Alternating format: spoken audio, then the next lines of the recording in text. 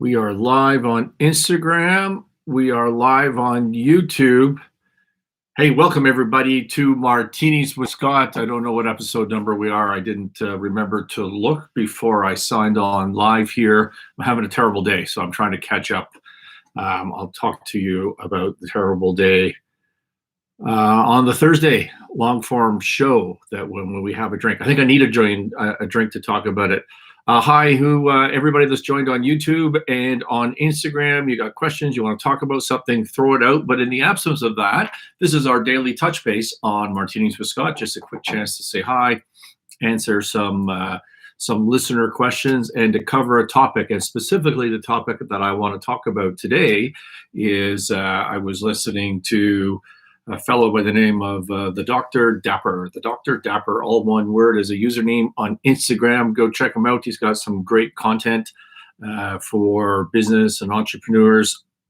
I think he has books and a coaching program. I don't know him very well, but I was on his live stream checking it out this morning, and that he was talking that money doesn't make you happy. And for those of you on Instagram, who don't get to see the title of the live stream that's on YouTube, I called it this morning that money doesn't make you happy, but it sure does help. It helps a lot. So let's talk about this, because I joined in. This is an important topic, with the younger entrepreneurs and social media these days. I find the younger generation even more so, and it happened in my generation. Sorry, I don't know what I'm being texted here by my family. The younger generation is really focused on consumerism, so they can show off on social media. Consumerism is about money. And I went through some of this when I was younger and being successful in my early 30s. And I wasn't ever unhappy. I've never been an unhappy person, because I think that that's largely a choice. But I was kind of empty, because what happens is when you're younger, you think, well, I'm gonna get from here to there. I'm gonna make some money. That's my goal. I'm gonna get to here. And then what happens is you get to there, but the game never ends. It just never ends. I remember once I was sort of in my early 30s. I was on a film deal in LA. We were financing it, and I had, for some reason, I ended up in Vegas for 3 days. I don't remember why. And then I was on call to go to LA, and I missed my return flight out of Vegas. It was my first time to Vegas. And, this is in the 1990s. Vegas was kind of a horrible, boring place. And I got stuck there. Bottom line, I got stuck there for 7 days in Las Vegas by myself. Now, this was a time in my life where I had, quote unquote, made it compared to, a lot of the world. I was already in the 1%. Now, I was cash poor, but kind of, asset rich, so to speak, in those days, as often happens as you're an entrepreneur and you're going through your career. And so what happened was I was stuck there for 7 days. So I'm playing some blackjack, and I've got my little bit of money, and I'm thinking I'm a high roller. And then what I noticed is that in the back, there's these VIP rooms. And in the VIP rooms, they're full. They're full of business people, or whoever these people are, mostly guys. You could kind of peek around the corner in the door through the security in those days. And there'd be these just rooms full of people that are playing $20,000, $30,000 at a time. Remember, this is back in the 1990s when money wasn't so cheap as it is today. They're playing $20,000, $30,000 at a time. And it was just so humbling. It was so humbling to me with my, couple of grand of cash in my pocket, usually in 20s, because I got it from the ATM. That's, as a very wealthy friend of mine said, that I look like a California drug dealer with my wad of $20. And so I'm looking at all these people in the back, and I'm kind of humbled by that. And then, because I got stuck there, well, I made friends with some locals, some dealers, and some bartender people, and I kind of hung out with that Vegas crowd at the time for 7 days straight. So they're telling me stories from the week. Now, I have no idea what's true or what's not true, but one of the stories while I was there is that Larry Flint, the wheelchair-bound Hustler magazine, I think. But anyways, the porno guy, I don't know much about him, but he's made a bunch of money in his life. And he was at one of the casinos, and he was down, I think MGM, and he was down a couple $1 million, and he couldn't get a valet, and he was pissed off. So he had a tantrum, and he went over to the Flamingo, which was still a hotel in Vegas in those days, and took the Flamingo for, I believe it was $7 million that night, playing blackjack or playing craps. I think he was playing blackjack. And so you think, like, there's another level way beyond the fellows playing 20, 30 grand in the back VIP room. Here's a guy who's losing a couple million over here, making 7 million over here, which the locals told me hurt the Flamingo that day, in particular.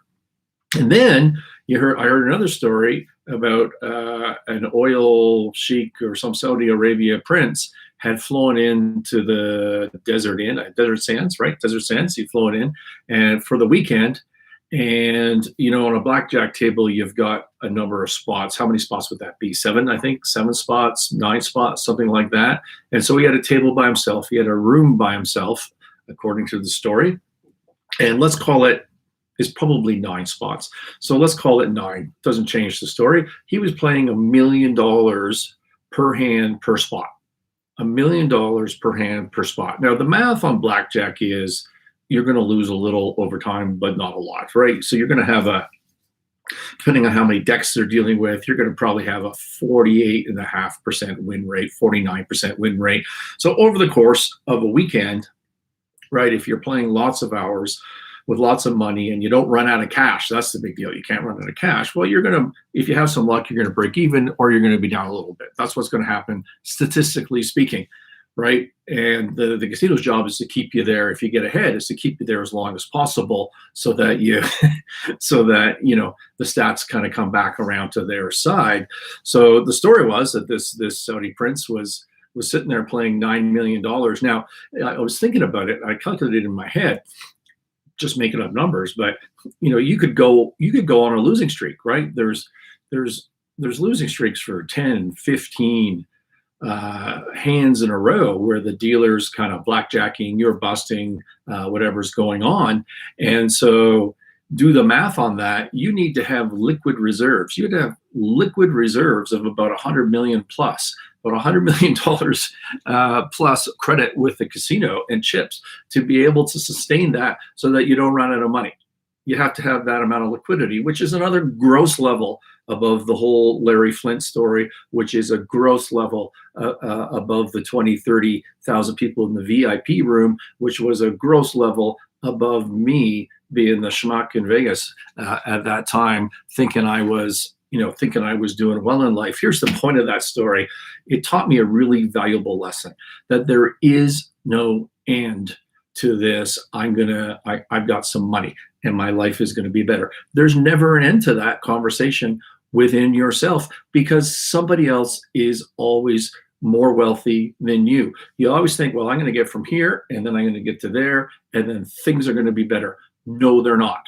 What's going to happen is you're going to get there and you're going to want more things. You're going to want to be a player. You're going to want a better watch. You're going to want a better bag. You're going to want to travel a little bit and want to stay at a better hotel. You might want to fly business class instead of economy, and all of those things eat up that cash. You still don't have any money. You still don't have that safety and security that you feel like you have because that you wanted because you're spending it. You just increased your burn rate, and then you're going to look with envy to the next person, to the next level up. And there is always 100% of the time the next level up, unless, of course, maybe you're Zuckerberg, but I'm willing to bet there's even levels up on that. All right. So maybe not much, but there's no end game. That's the point of that story. And what happens is, as I said to the Dr. Dapper on his live stream, is that all that really happens is your day-to-day problems just become more expensive. And I've told you the story on Martinis with Scott before about back in the day when I had so much debt, which was not a negative. It helped me build the career and the businesses that I have. But I had so much debt that people in Toronto at one point were excited about a new $7 million lottery. Now, this is back to the 90s again. This is not the 100 million lottery type system. Like 7 million was a record. And all I was thinking to myself is, damn, that's just not going to help. It's not enough. It's not going to help. And because what happens is as you focus on money and as you grow and you grow and grow, your problems just get bigger. Your problems get bigger. So detach happiness from money. Detach when I get from here to there, things are going to be better, because they're not going to be better. All they're going to be is more complicated. Are you ready for that? Are you ready to deal with more complications? That's what you really ought to ask yourself. However, saying that happiness doesn't come from money may absolutely be true, but it sure as hell helps. It sure as hell helps. Life is just easier when you've got some cash, when you've got a nice house, when you can afford good internet, when you can travel better. It's just easier. There's a reason that I call my show on YouTube Winning Momentum. It's called Martinis with Scott, but it's a show about winning momentum in life and the business. And the reason for that is because when you get some momentum and you get some resources, you start to attract more resources and you put yourself on a positive trend, okay? But it's great happiness. If you don't have some cash and some resources, you're not going to go anywhere. You're just not going to go anywhere. You're not going to accomplish your goal. Get paid. Get paid. You need to get paid, okay? Don't shy away from the cash, but don't think that's what's going to make you happy. It's not. What's going to make you happy is service and sacrifice. Service and sacrifice. That's what humans are built for. We'll talk about that more some other time. Hey, Ellen, thanks for joining the live. If I hit this wave button on Instagram, does that? Hey, there you go. I waved at the live people on Instagram. Thank you for joining on YouTube. This has been Martinis with Scott, whatever episode we are. Anybody want to ask a question, make a comment before I go? Anyone? Going 3, 2, 1. Thanks, everyone. We will see you tomorrow. I'm going to hit off the live stream on YouTube first.